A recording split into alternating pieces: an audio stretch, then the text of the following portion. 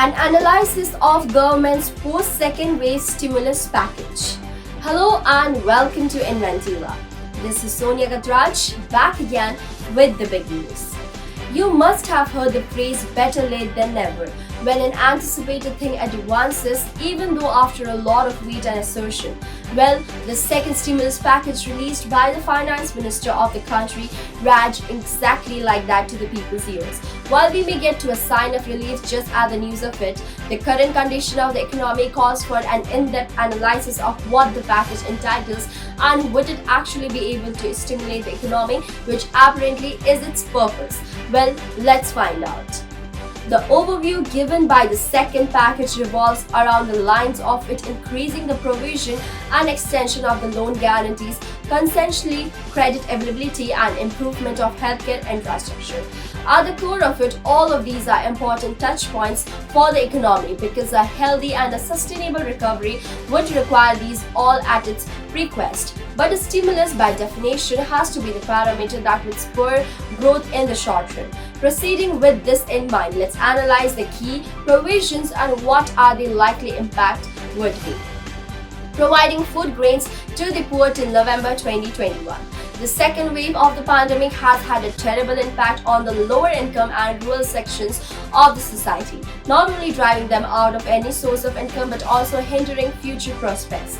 A ration scheme at such a critical time there is no longer a want but a need, and given a track record during the first pandemic wave, it may prove to be one of the most successful outliers from the bunch. Another step includes higher fertilizer subsidies to help save rural India from devastating impact of the second wave has had on them. Note that during the first wave, rural India turned out to be the economic savior due to some stimulating demand side policies like advanced installment payments, minimum employment guarantee schemes and grain purchase at the minimum support price.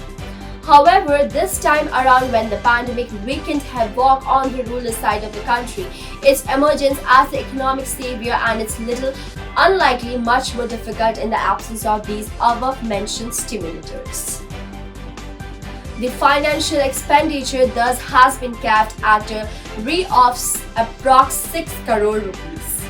As of this financial aid parameters, there's a lot of sects that needs financial resources from the eventually purpose of stimulation. Much like the first stimulus package that was in stark contrast to what other countries were driving into in terms of the fiscal support, the fiscal support this time around us has also been kept limited. Well, we all saw the impact of the first one, which is nonetheless the country's economic to actually experience the impact of the stimulus in the short run with direct transfer benefits to the informal sectors, employment insurance and benefits to the millions that lost their livelihoods, health insurance provisions to the limit the inclination towards saving in the current period, and others would essentially perform two key functions required for the economic growth. While the propense of production-led economic recovery may dismiss the impact of the consumption on growth, India's private consumption-based economic growth tends to present a contrasting picture. India's fiscal resources are understandably limited to debt or to GDP ratio quite high. However, the need of the hour cannot be ignored even if there are holes in one's pocket. These were some of the systematic key points of the financial cap proposition. Let's take a look at the other provisions of the stimulus package. A provision of rupees 1.5 lakh crore has been made to the Emergency Credit Line Guarantee Scheme, which claims to provide full coverage to banks and NBFCs in an attempt to allow them to stimulate credit to the medium-scale enterprises unable to meet their working capital requirements. In the light of the pandemic's wrath, when the second wave was at its peak, a discussion on loan moratorium took the momentum and the Reserve Bank maintained that it would be rather difficult for the banks to continue with the scheme, given their financial position. The twin balance sheet problem of the country, which has now been converted into four balance sheet one, posing that the ultimate threat to the sector. As a result, a scheme like this helps ensure the lending sector and eventually the borrowers are all not severely impacted. This basically sums up the primary gist of the release stimulus package, with some areas that require work mentioned on the probable impact assessed. However, one key thing there is a note here is that the other provisions were already a part of the budget released for the current financial year, and thus their costs have been accounted for already.